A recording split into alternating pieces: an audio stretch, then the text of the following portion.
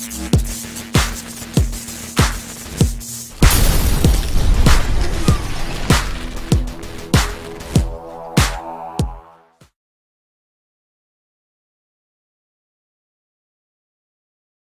are going to next review the JM16. So, now, first off, I want to address something with JM mods.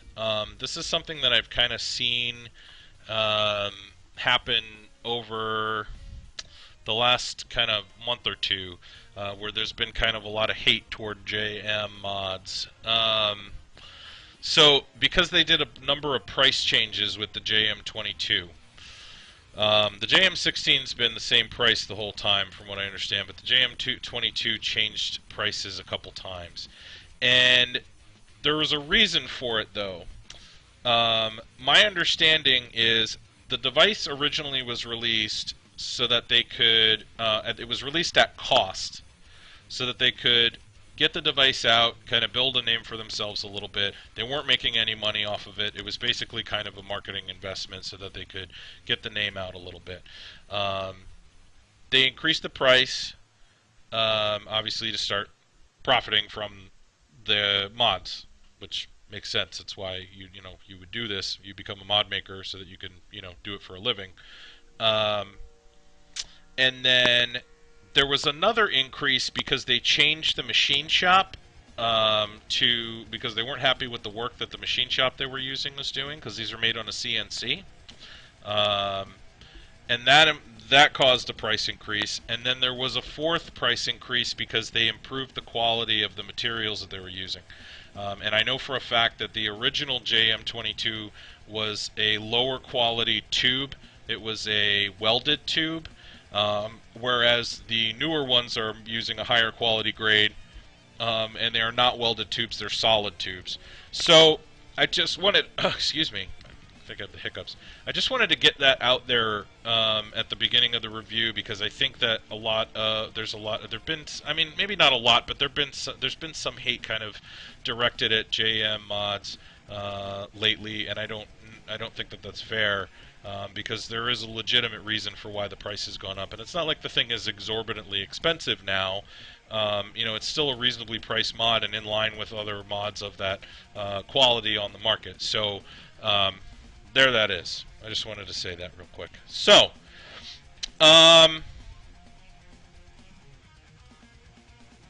let us move on and talk about the mod. So this retails, let me show it to you real quick. So this is the brass version.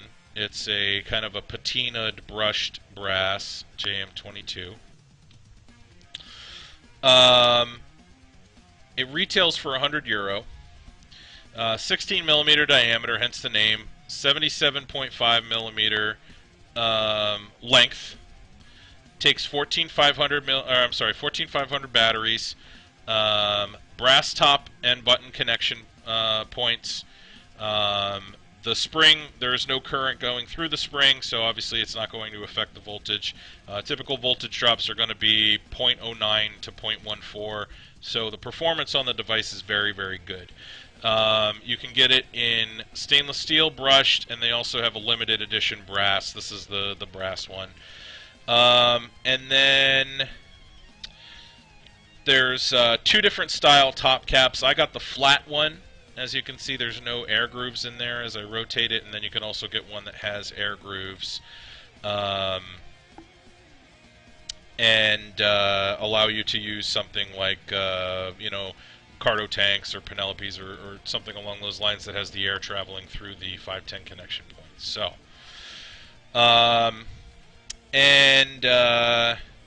like I said, the tube is solid on this one. It is not welded, and the insulators are constructed of Delrin. It also has a laser engraved logo on the bottom as well. Come on. Focus.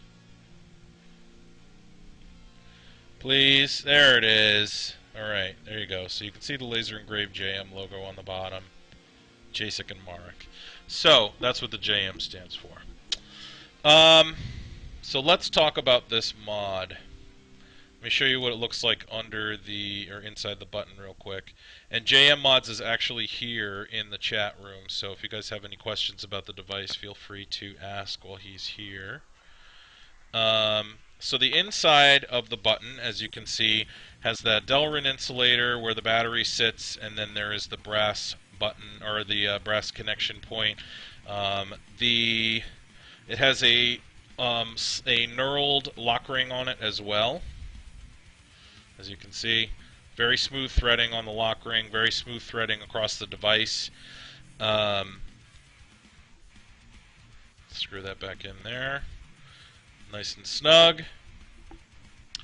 The firing button is via spring.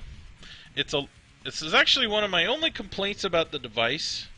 It's a little bit stiff. I wish that the button were a little bit softer. Maybe a softer spring in the next version, I think, might be a little bit better. But it's not too stiff. It's actually not as stiff as the Bagua with magnets, but it is a little bit stiff.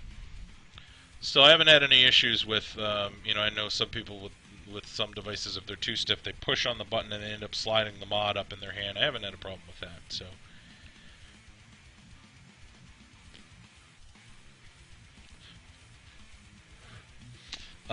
Let's see on the top cap here.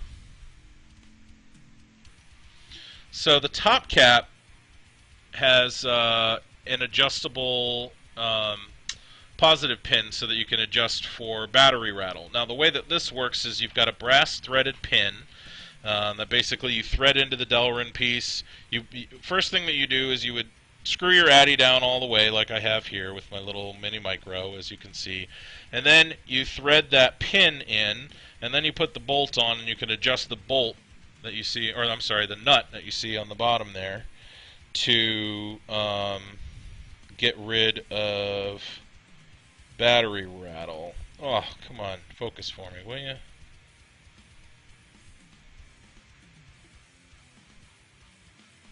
Ah, terrible. Hold on a sec. Let me take off the autofocus here. Give me 1 second. Alright, so as you can see here, you've got that little nut on the bottom there that allows you to adjust it to accommodate for battery rattle. And that pin you screw in once you get the device sitting nice and flush. And you can see how nice and flush that sits there. There's absolutely no gap whatsoever between the Addy and the mod there. So, let's see. So we'll screw that back on here. Which is really nice. You guys know I really hate battery rattle. And as you can see, or hear, or don't hear anything, there's no battery rattle on here. Let me get rid of the autofocus. Okay. So, what else? Let's see. I already gave you the dimensions. Let's talk about the quality of the vape from this guy. So, it's a 14500 mod, so one of the things that you need to be careful with, especially if you're using dual coils like I am on this mini micro, you don't want to go too low with the ohms because you got to be careful of the amp limit on a 14500 battery. Depending on the battery, it could range anywhere from 5 to 8 amps, I believe, is the typical volt limit, or the typical amp limit, I'm sorry, on a 14500 battery.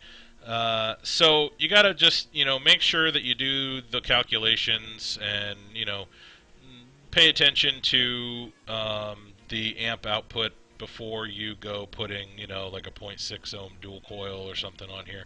I'm vaping at right around 1 ohm on this guy, so let's see how it vapes.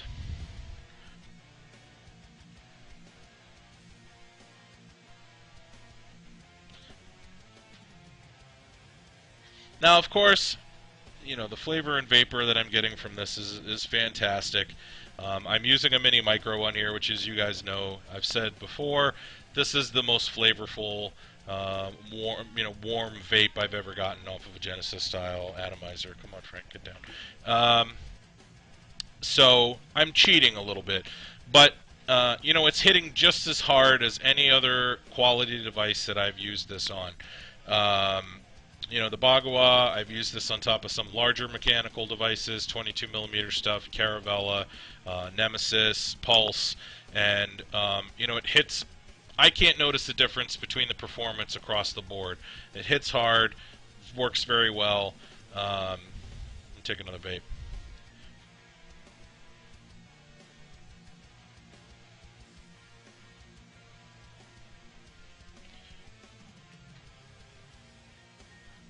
As you can see, very good. And I actually need to change the battery. I've had this battery in here pretty much all day. It's getting a little weak. But I'm still getting very good vapor and flavor.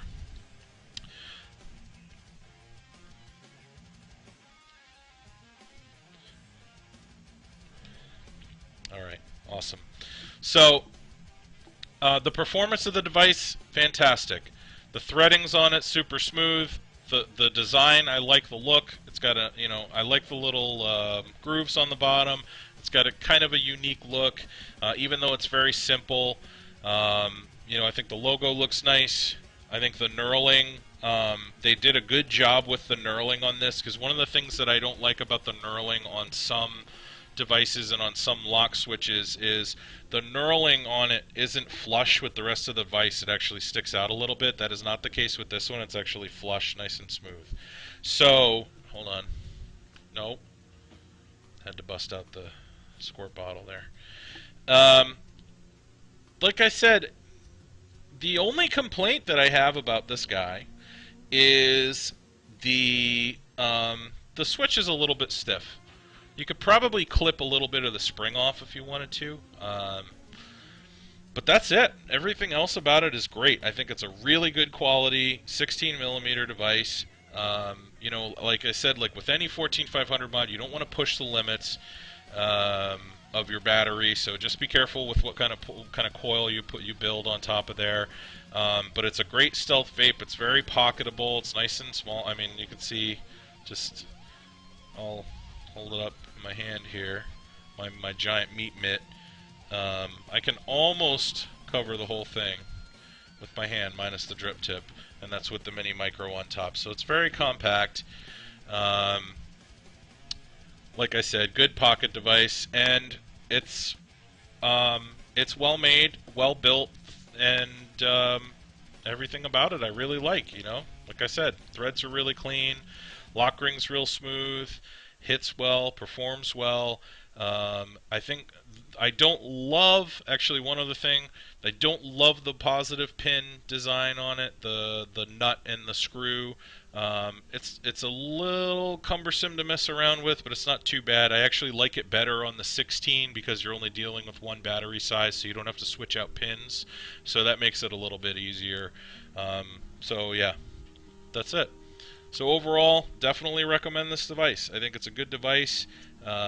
If you're looking for a smaller device, something to use smaller atomizers on top of, 16 millimeter addies, 14 millimeter addies, like an Avis or um, a mini B or a mini micro or any of the other 16 mil or smaller addies out there, I would definitely recommend the JM16. So there you have it. That is my review of the JM16 from JM Mods.